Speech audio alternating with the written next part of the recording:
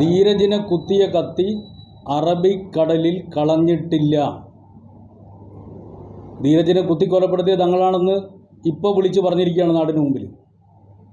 ഇതുവരെ പറഞ്ഞ് ധീരജ് വഴിയെ പോകുന്ന സമയത്ത് അങ്ങ് മരണപ്പെട്ടു പോവുകയാണ് എന്നാണ് പ്രചരിപ്പിച്ചു കൊണ്ടിരുന്നത്. എരന്ന് വാങ്ങിയ മരണമെന്ന് പറഞ്ഞ കോൺഗ്രസിൻ്റെ KPCCയുടെ പ്രസിഡന്റ് ഉണ്ടായിരുന്നു. ഇപ്പോൾ കൃത്യമായി പറയുകയാണ്, യൂത്ത് കോൺഗ്രസ് തീരുമാനിച്ച് ആസൂത്രിതമായി ധീരജിനെ കുത്തി കൊലപ്പെടുത്തുകയാണ് ചെയ്തതെന്ന് സമ്മതിച്ചിരിക്കുക. എന്നിട്ട് പറയുന്നത് എവിടെ വെച്ചാൽ മലപ്പട്ടം എന്ന് പറഞ്ഞാൽ ധീരജിൻ്റെ നാട്ടിൽ നിന്ന് അധിക ദൂരമുള്ള സ്ഥലമല്ല മലപ്പട്ടം. ആ മലപ്പട്ടത്ത് വെച്ച് ധീരജിനെ കുത്തിയ കത്തി അറബിക്കടലിൽ കളഞ്ഞിട്ടില്ല എന്ന് പറഞ്ഞ് മുദ്രാവാക്യം വിളിച്ചാൽ അവിടെ ഉണ്ടാകുന്ന പ്രകോപനം എത്ര വലുതാണെന്ന് അറിയാത്തവരല്ല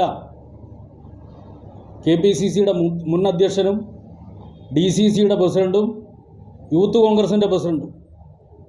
അപ്പോൾ വളരെ കൃത്യമായി പ്രകോപനമുണ്ടാക്കുന്നതിന് വേണ്ടി ആസൂത്രിതമായി കലാപമുണ്ടാക്കാനുള്ള മുദ്രാവാക്യം വിളിക്കുക. ഏറ്റവും പുതിയ വാർത്തകളും വിശേഷങ്ങളും വിരൽ തുമ്പിലറിയാൻ Zee മലയാളം ന്യൂസ് എല്ലാ ഡിജിറ്റൽ പ്ലാറ്റ്ഫോമുകളിലും ലഭ്യം.